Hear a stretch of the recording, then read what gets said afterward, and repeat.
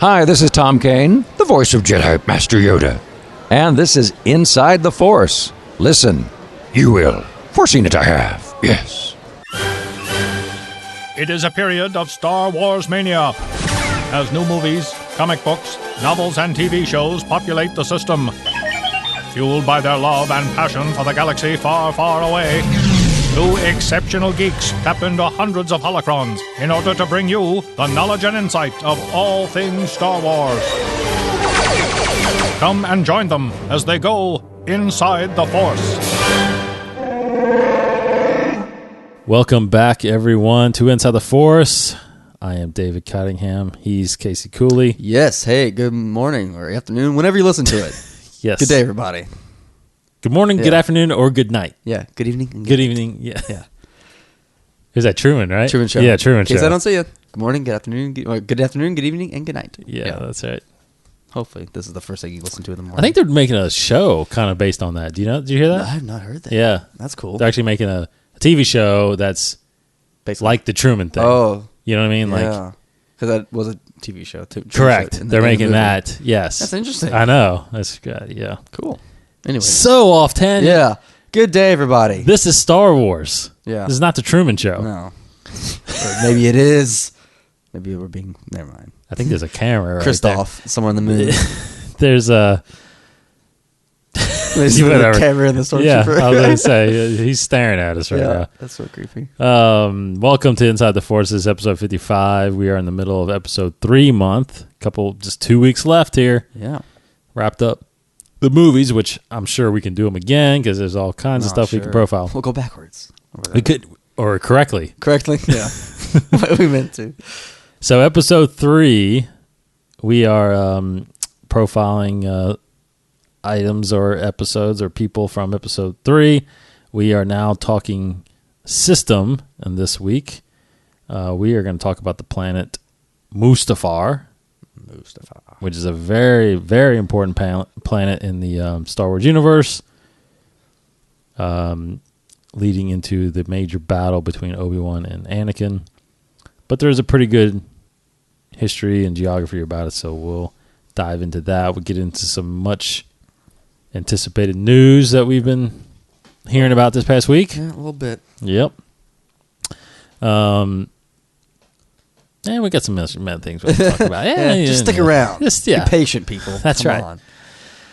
Okay, so Mustafar is a very small planet, and everybody knows that if you've seen the movies, obviously, it is a very, very unstable planet with molten lava. Liquid hot magma. Liquid hot magma all over the place. Oh, my gosh. It is in the Outer Rim territories. It is in the Atravis sector and the Mustafar system. It's got one sun that it orbits around, and it is the third orbital position. Doesn't have any moons, and it's about 4,200 kilometers in diameter, which I looked that up, actually, for us American people. Yeah, what the heck? That is about 2,600 miles. Diameter, so all the way around. Or through, straight through. Straight Right, through. Not circumference. Diameter. Straight through. Straight through. Gotcha. What is that equal to? I don't even. What's the Earth's diameter? I don't know. I think this is a small planet, so I think Yeah. I think the Earth. For some reason, I want to say it's like 4,000, but I'm not 100% sure about that. Anyway, the rotation period 36 standard hours, and its orbital period is 412 days. Yeah. Like we said, it's a very fiery volcanic world. It wasn't always like that, as Case will probably hit on in the history. But as far as just geography, very volatile. It's because of the gas giants of these two planets that orbit with Mustafar. Mm-hmm. These gas giants, Jestafad and Lafrani. These are because of the forces that are pulling to and against Mustafar. This is what causes the volcanic activity that's happening on Mustafar, because Mustafar wasn't always like that. And then it is the place is inhabited by Mustafarians, and there's actually two types of Mustafarians. Some It's weird because there's a tall, skinny that live kind of in the. I think they're in the north, and then in the south they're short and, and fat. It's really weird. But they actually mine.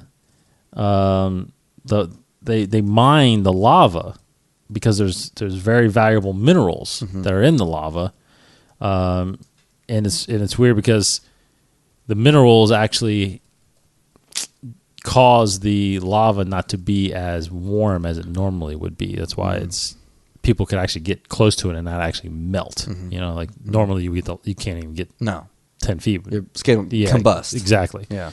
So it actually keeps it quite cool, just to the point of it being magma. So that's why those are all basically mining facilities that you see in the movie that they're kind of in as far as where the headquarters is and all that stuff. It's basically a mining facility constructed by the Techno Union, which basically run the planet ever since about 300 BBY or so. But there's a little bit more of a history case. History. And as we know, this stuff is kind of EU. Yeah, I was going to preface that, basically. Like, we got to say all this is, because this is books, comic books, and games, and such. So it's EU. But it's still actually very cool. So the history of Mustafar, now, if this is always the case, we don't know. But it says here that Mustafar used to be a lush green world. So in some book, or I believe it was some sort of I think it was like an encyclopedia that kind of talked about all the planets, maybe. Right. But basically, it used to be a lush green world that actually had a Jedi enclave on it, and this is around 5300 BBY. It's actually close to this is like the old Republic era. Right. There was a Jedi Master, Chugon Dar, who had he mastered the physical force. He was apparently just one of the top Jedi of the day, I guess, and knowledge of the Force. He lived there on Mustafar when it was this very luscious world. He created this object that was a kind of a one-of-a-kind, like, force-sensitive object, actually. Like, this object was force-sensitive in itself, which is weird. And he called it the Chugon Dar. The Chugon Dar Cube, named it after himself. And this object was able to channel... How selfish of him. Yeah, I know. Oh, I'll look around. Oh, myself. Named after myself. I made it. And then... So I imagine him just like by himself on this planet. That's probably it. And just like... Chugon Dar Cube. Naming everything after himself. I don't know. He's he's like Scotty in Star Wars. Like he's Star Trek. He's like stuck on this planet probably. Yeah. Like no, he's by himself. And he's like... When is someone coming to relieve me? Yeah, they said they'd come right back. I don't know. Do you bring sandwiches? Yeah, do you bring sandwiches? Yeah, it's like because that's great. Food. That's great. Do sandwiches go there? What he said, something like that. You eat a bean, you're full. Yeah, yeah. So we're talking too much Star Trek. That's enough Star Trek. Sure. Yeah, sure. We'll just bleep it all out. Yeah. Anyways, Chugon Dar is on this planet with the Chugon Dar Cube, and this cube can channel and manipulate the physical force to alter the physical properties of an item that is placed inside of the cube. So it's about, goodness, this is actually a long time from now, 3,996 BBY. So this Jedi is still living. Which is basically around the time of, that's like Revan and all those guys. I mean, this Jedi Master, I should look this up. What species is he? Because he's living a long time. I shall do that. He's living, whatever, but... what's that? That can do the math because it's like backwards, but that's over 1,000 years old. Yeah, it's about 1,000 years old. That's insane. So during this year, that's like 1,000 or so years later, the resurgent Sith, the Sith came back after a while. They were gone. Now they're back. The resurgent Sith, they went to exterminate the Jedi, of course. And so they go to the Mustafar planet, and there's a climactic battle taking place. Now I assume there's more than one Jedi. Since there's an enclave, there's got to be more Jedi, obviously. So there's a huge battle between Sith and Jedi on the planet Mustafar. And because of this huge battle, it caused just a rip in the Force. Like the Force was... It basically... There's so much Jedi there. The Force literally kind of pulled and morphed the planet and the planet's kind of orbiting it. Because you said there's gas giants that are orbiting Mustafar. So this battle... Well, orbiting the sun, but with... right, correct. I'm sorry. Mustafar. Yeah. So this little Jedi Sith battle, this huge Jedi Sith battle, the force was altered so much that it altered basically the gravitational pull between these gas giants and Mustafar, and that caused the tug. That's right. The pull and tugging caused. I mean, this is actually very scientific. We actually have a moon, which I'll get to later, than behind the scenes stuff that does this. But the gravity was pulling on the moon, the planet, so much that it actually pulls the shape of it and just heats it up and creates all the volcanic land. And so this battle basically terraformed Mustafar in a way. And then the cube was lost. All the knowledge with it was lost. And can't read here what happened to Chugon Dar. Yeah, I don't think he lived that long. He's human. He didn't live that long. Yeah, it so just says the cube is around at that point. But he's just a human. Okay, so he died. He's so there was just the battle that happened on the planet. So, and as you said, the sentients are Mustafarians. That's just what they're called. There's no other species living on the planet. That's, pretty much the northern ones were tall and thin. The southern ones were short and squatty. Short and squatty. And that's basically it as far as the history goes. And then we know, obviously, from episode 3, but before then, after episode 3, but before then in the timeline, there's been some Clone Wars episodes that kind of go back to Mustafar. Techno Union, they took over in 300 BBY, like I mentioned, and mined the minerals out of the lava. And the interesting connection, before the Clone Wars, though, Damask Holdings maintain a facility on the planet. And if you hear back to our episode of Hugo Damask, that is Darth Plagueis and Damask Holdings. He was in charge. Basically, it's the banking clan. Yeah. The Munes. He's a Mune. So they held a facility on a planet. There is also where the Night Sisters, or Darth Maul, the Night Brother Darth Maul, was trained by Sidious there. And then, of course, in the early years, and this was actually a Clone Wars episode, Cad Bane, you said it was season 2, episode 3, I think, right? Children of the Jedi. Correct.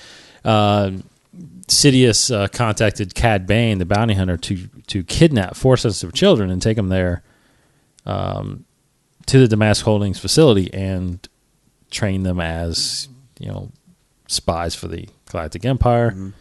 The episode obviously shows Anakin and Ahsoka trying to thwart that plan.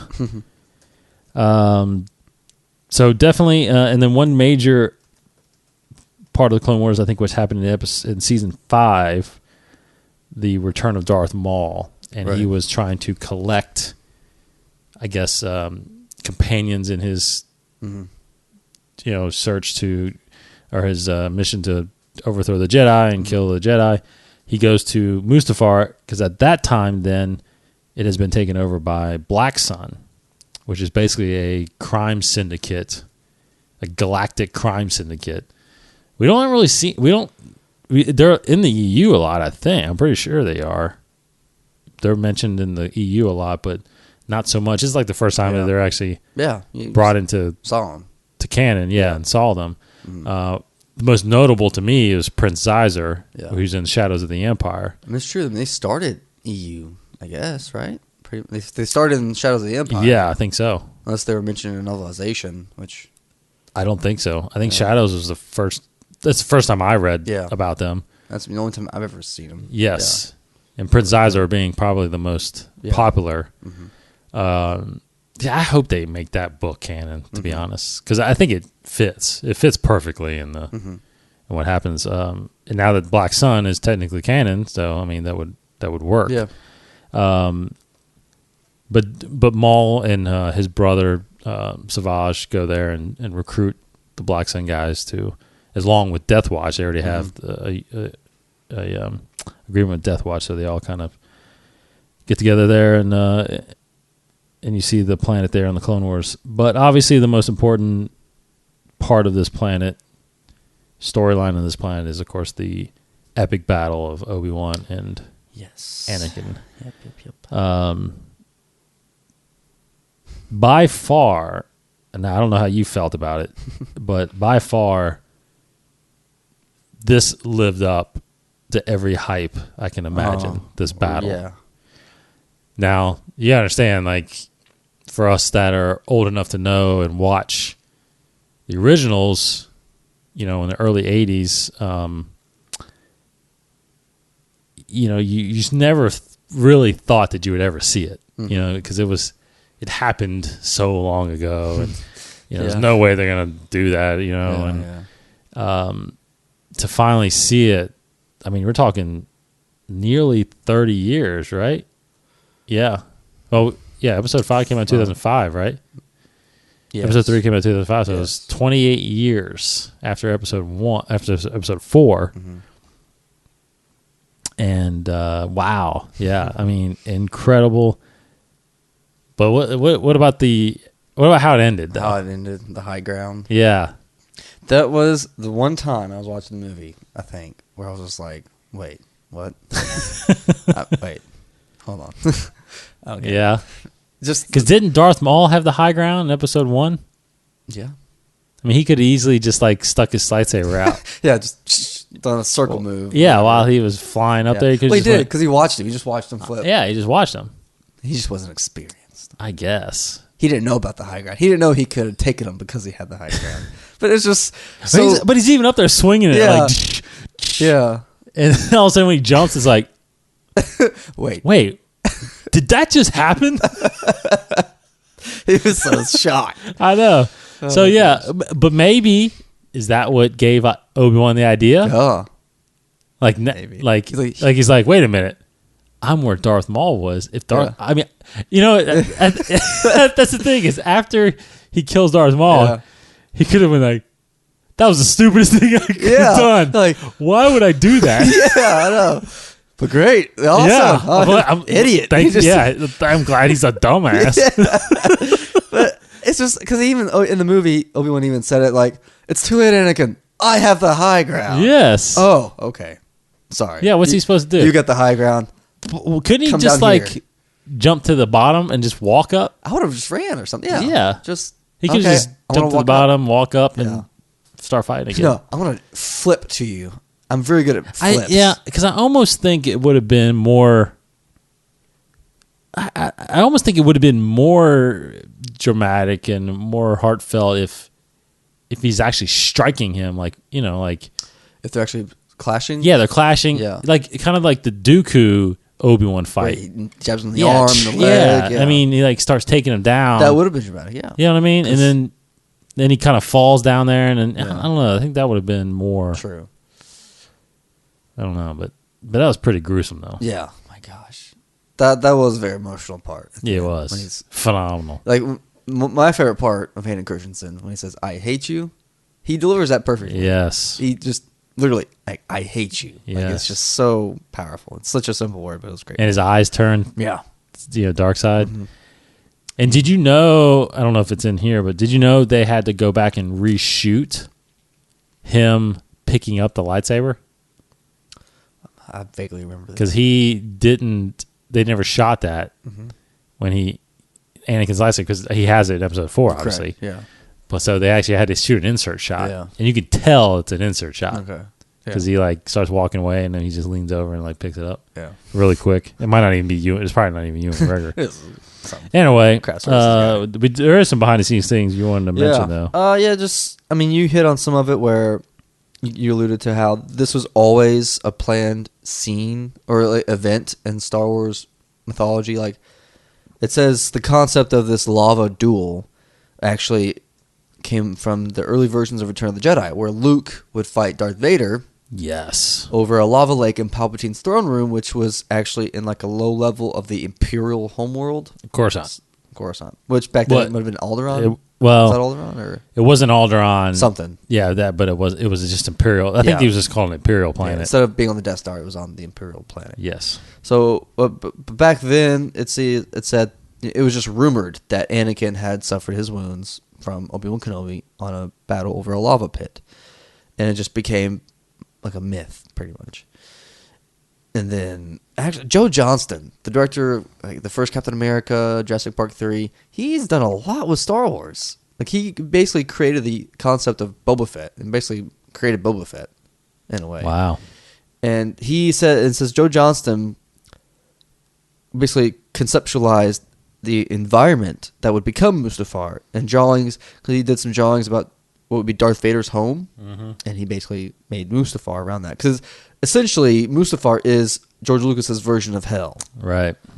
and which fits his whole theology, not necessarily theology, but his whole themes of all the themes of Star Wars, pretty much that good and evil, and Mustafar would be hell.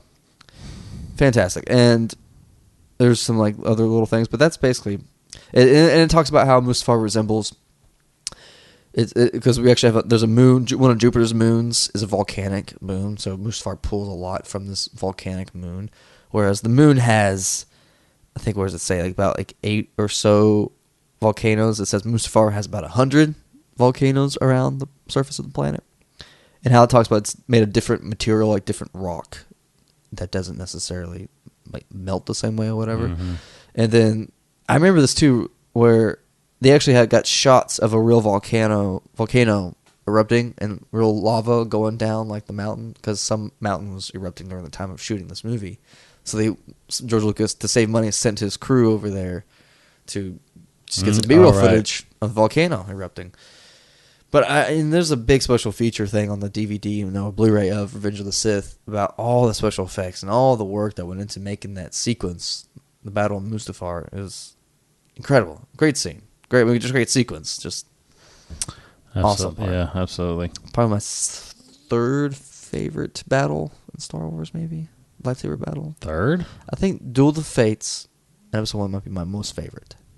With the three of them? Yeah. The second, I think, is Episode 5, Luke. No, Episode 6 is pretty good, too. Yeah. Pretty emotional. That's tough. Maybe fourth. Who knows? Or third. I don't know. Whatever. Yeah. I'm not going to rate it. It really, I don't want to talk too much about it, but it really does make me wonder a lot about how much different the originals would be if you had this technology then. Probably would look bad, yeah. No, what do you mean? If they made this Mustafar, if they made Episode 3 back in 83? No, what I'm saying is like, if he had digital technology during 4, 5, and 6, I see. how much different Oh, yeah. the locations, because how awesome would that have been to be in on Coruscant, Luke in throne room with lava. I mean, God, that would be awesome, man. But we'll see it. he had Episode 7. We'll see all that stuff. We'll see all that probably. stuff. All right, so what we got in the news? News, quite a little bit. I tweeted a thing the other day from our Inside the Force Twitter account talking about Simon Kinberg, who is an executive producer on Rebels, but he produces so many other kind of comic book movies. And he was asked about basically the canon of Star Wars and EU and how much the EU will be used in Rebels and even the Star Wars movies. I guess he has a say. I mean, he's part of that creative process, I guess, in the movies as well, or the spin-offs at least. And he says pretty much what we knew is the canon right now is the movies, and he says the canon is the 6 films that exist. But we also know that also includes TV shows. Right. So literally anything else, Force Unleashed, anything is comic books. Not as of now is not canon. Correct. Until the story group says different. But he says the EU is definitely inspiring some of the stuff in Rebels. And he says in regards to, I think, the movies and TV shows, anything, that they will take inspiration from everywhere they can, including EU if they find something worth using. So it just doesn't necessarily rule out that the EU will be totally destroyed, or we'll never see a Mara Jade or Solo twins. But we'll just have to wait and see. Oh, I definitely think we will. Yeah, of course. But yeah. But Anyways, not the way you know them in the right, books. Right.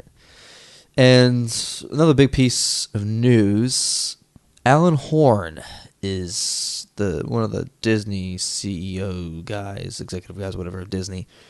He was at some event, whatever. Basically, he talked a lot about, or he tweeted a lot about Star Wars or whatever. He's mentioning how they've been doing some second unit work in Abu Dhabi, and which is in Africa. No, where is Abu Dhabi? I think it's Africa. Is it Africa? Is it not? Probably. I should know. Because isn't it like Tatooine setting? Yes. Yeah. That's all Africa. The Abu Dhabi desert, around Yeah. that area. Because last week we talked about a photo that was released of the Abu Dhabi desert. Like there's this warehouse and there's this object that people thought was the escape pod from episode 4, when in fact it is not at all. And that someone actually thinks it's a foot of an AT-AT, which is to me very believable.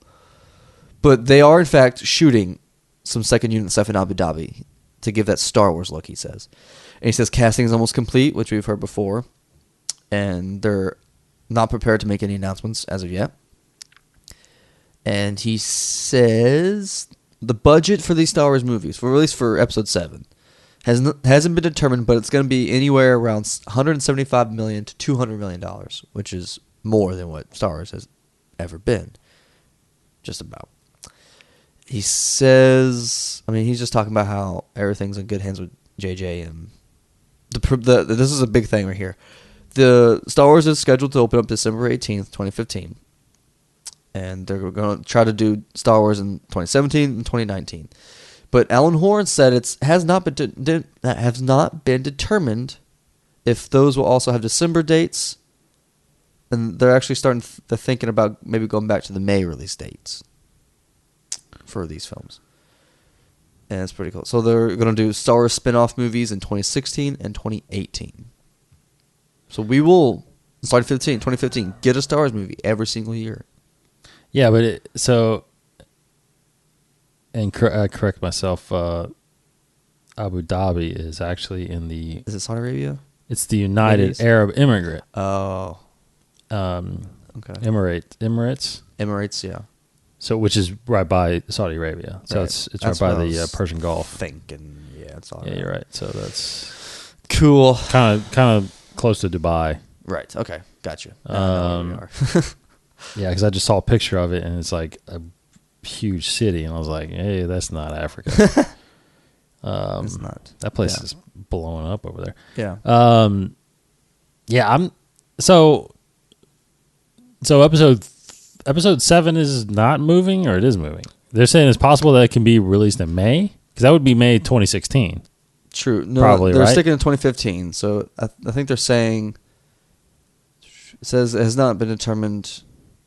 All I'm reading right here says it hasn't been determined if the episode 8 and 9 will be December. I've read elsewhere that they may go back to a May release date. I'm not reading it in this article here, but I've read it somewhere else. Yeah, because when I was reading this, people are starting to talk like, wait a minute, so in May of 2016, we're getting Star Wars, Captain America, and Batman Superman? No, they're sticking with 2015. It's right December of 2015. December 2015. Yeah. But the next ones might go back to May. Maybe. So we would get the spinoff in May 2016? Just like 5 months later? That would be awesome. That would be awesome. Yes, absolutely.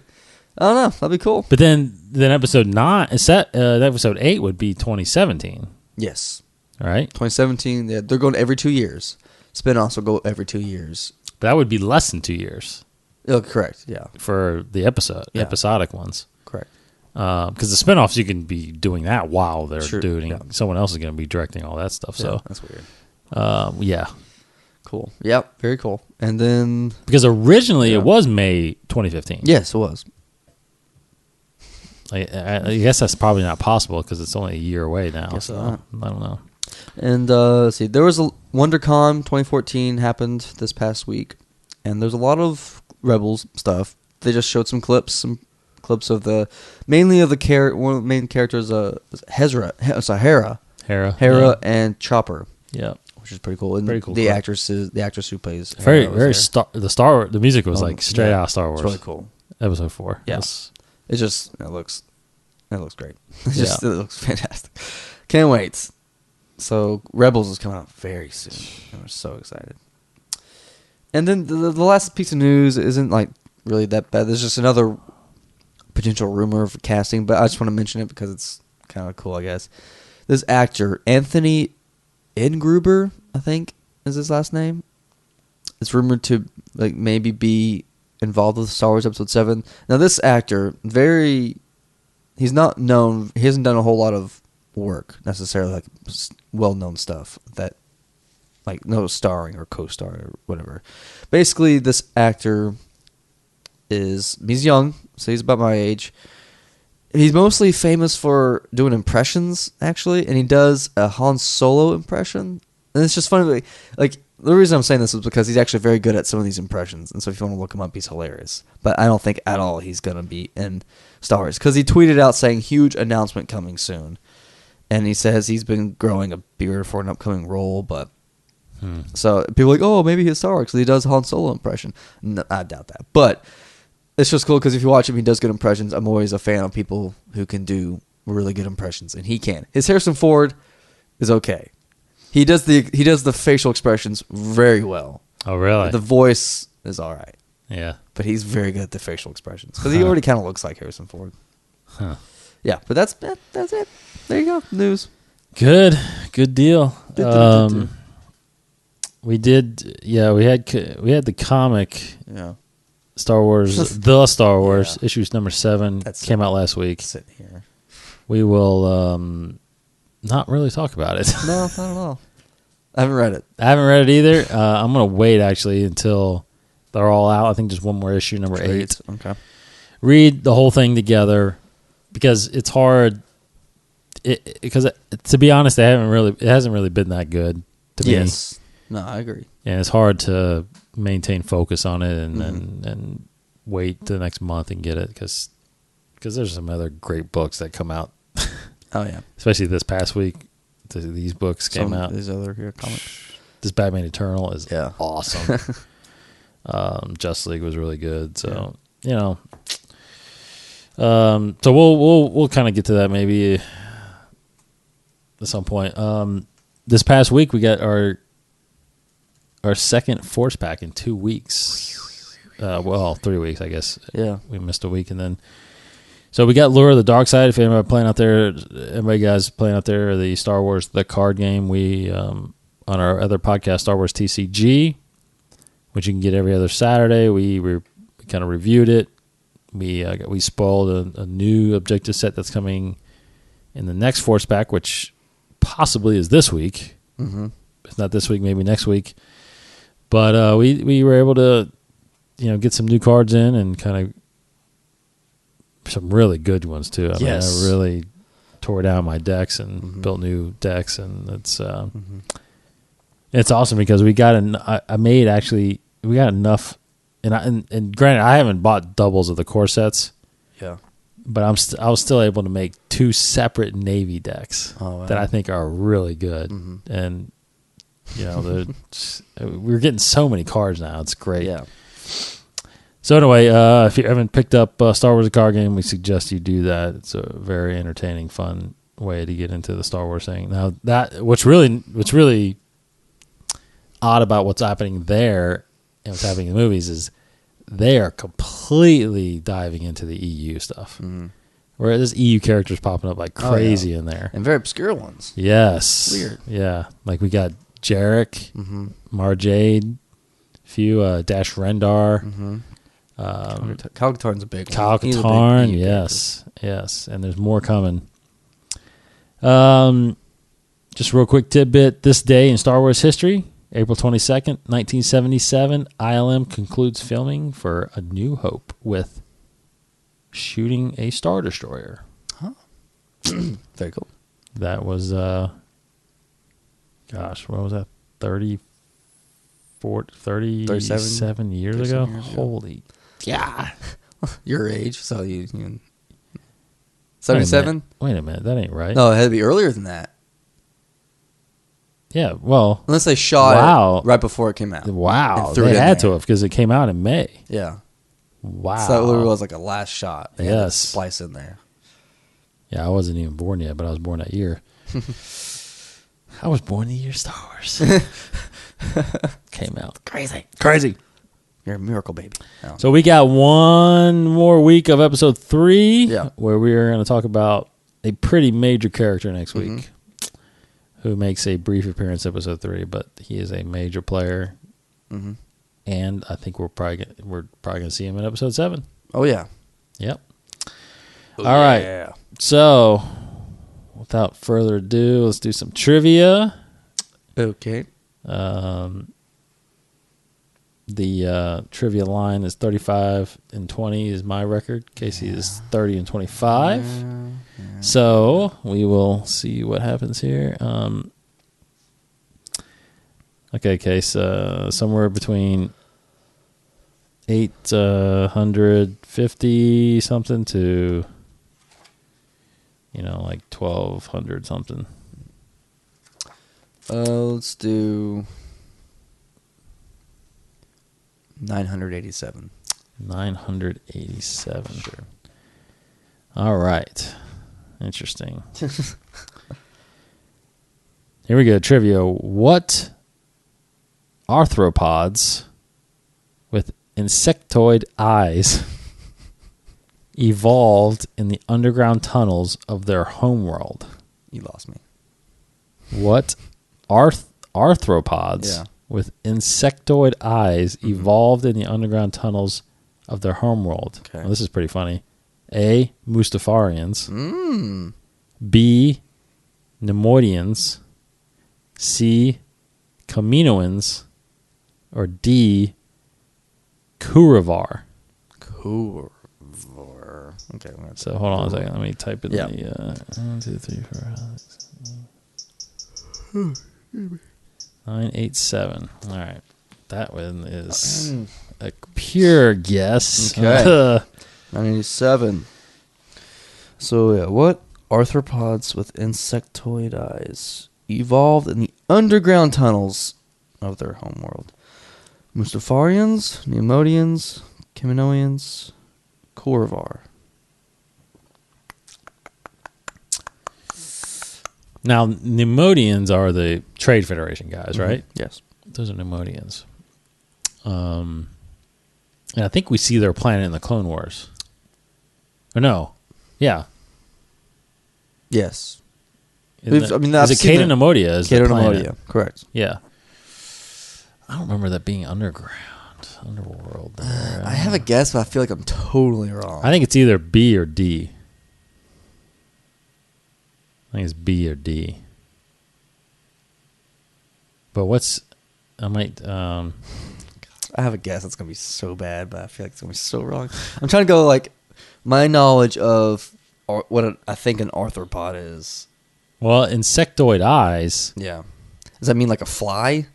Or just big I thought that's like a eyes. roach. Isn't that like a roach? Arthropod? Yeah. No. Is that arthropod actually a It's a type of animal. That's not a Star Wars term. That's an actual no, it's term. an actual scientific thing. Oh. Yay. I was actually going C or D. No, wait, no, I can't go with C because I know where they came from. According to the EU. The Camonians? Yeah. Caminoans? Kaminoans. Yeah, so because they are clones. That's what we learned. Correct. I think I'm going, just because I don't know, I'm going D. Okay, hold on a second. Because I don't know who they are. The Corvar. Because I don't think any of these, I don't think the Modians are arthropods.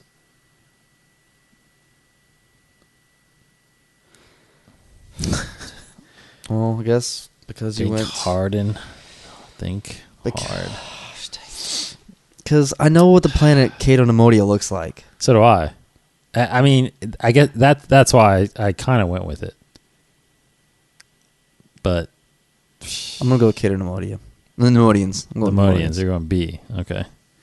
I was either B or D, so I mean, I don't remember it. I don't remember too much of what that looked. Okay, so I'll go D. Here's D. No, it's A. The Mustafarians. What? We're awful. What? We didn't read that. No. They didn't say anything about that. Mustafarians. It's funny because I looked up Mustafarians in research and I didn't actually read it. Oh, maybe it's in there. Let's see. I mean, I saw a picture of them, so I didn't think they had masks on, so I didn't see it. What they looked like. How would they be underground? Well, I thought because the Nemonians have insect-like eyes. And I thought, Yes, that's what made me think of it too a little bit. gosh darn it, we're horrible. Okay, gosh, arthropods. Yeah, they have the exoskeleton body. Oh, wow. I was thinking that, or another definition of arthropod I thought was like an animal with like a padded foot. I've heard of that term. Mustafarians. God, we could have just answered it ourselves. They're if we would've arthropods. read. They have an exoskeleton. Hold on, humans. This is ridiculous. Let's look. Is that what it says? I don't know. If they have okay, yeah. Oh my gosh, It says it right there. They have hard shell arthropods, Wow. long snouts, insectoid eyes. For the love of Mike, if I had read this article before, I actually read it before we did it today because it was on my page, on my computer. Stupid little nothing. Yeah, if we could, that would have been funny if we would have actually read that. Yeah. And then you had that question, and then we were like, "Oh, Yeah. we just read that." Yeah. Mustafarians. Yeah, because all I read about him was that one was tall and thin. The other Listen to was this. We're sitting here trying to justify like how we should have known we just this. screwed up. Yeah, that's crazy. Oh, well, sorry guys, we failed. We have failed this podcast. Both were hard-shelled arthropods with long snout. Unbelievable. Teaches me now to read So they took everything. that. They took that straight. I mean, that's Yeah. where they get the whatever. Now I'm gonna. So read the it. Mustafarians, they're not just tall and thin, and small and short and Yeah. stout. They are they're arthropods. Yeah. with long snouts See? and insectoid eyes. You're always learning something in this show. Mustafarians. Wow, That's great. we should have just picked it anyway because it was there. True. Anyway, thanks for listening, everybody. Hope you guys enjoyed the show. We are at Inside the Force on Twitter, InsideTheForce.com. You can go there and subscribe to our iTunes channel as well as our RSS feed is straight right there, or listen directly at the website, all 55 shows. And you can go to 21network.com where you can get all 8 podcasts that are currently on the network right now. Each latest episode is right there, as well as our latest video from our YouTube channel, youtube.com/21network. I am DCottingham21 on Twitter. Casey over there is Kryptonian1138. Yep. Send us an email at info@insidetheforce.com for any questions or comments. We love getting the praise, so send it to us. Yeah. We appreciate it, everybody, for checking us out and listening. Hope you guys look forward to Star Wars Day coming up in a couple of weeks, where we'll definitely talk about that. All right, so for Casey Cooley. After you have killed all the Jedi in the temple, go to the Mustafar system. Wipe out Viceroy Gunray and all the other separatist leaders. Once more, the Sith will rule the galaxy. And we shall have peace. Not bad, not I bad. try. I didn't have a lot of time to practice, but there We you go. shall. Have peace. It's like, And he has that big smile on Yeah. his face afterwards. just like, I'm afraid. Like- this year. What was it? What is it? Be Yeah. quite operational when your friends arrive. Arrive. Yeah. Oh, I'm afraid. I gotta use that more often. I always That's forget. great. Good stuff. I appreciate everybody for listening. Take care, and may the Force be with you. This has been a production of the 21 Network. For more great podcasts, visit 21network.com. To view additional content, subscribe to our YouTube channel at youtube.com/21network. Follow us on Twitter at 21network for the latest news and updates. The 21 Network, for the fan and all of us.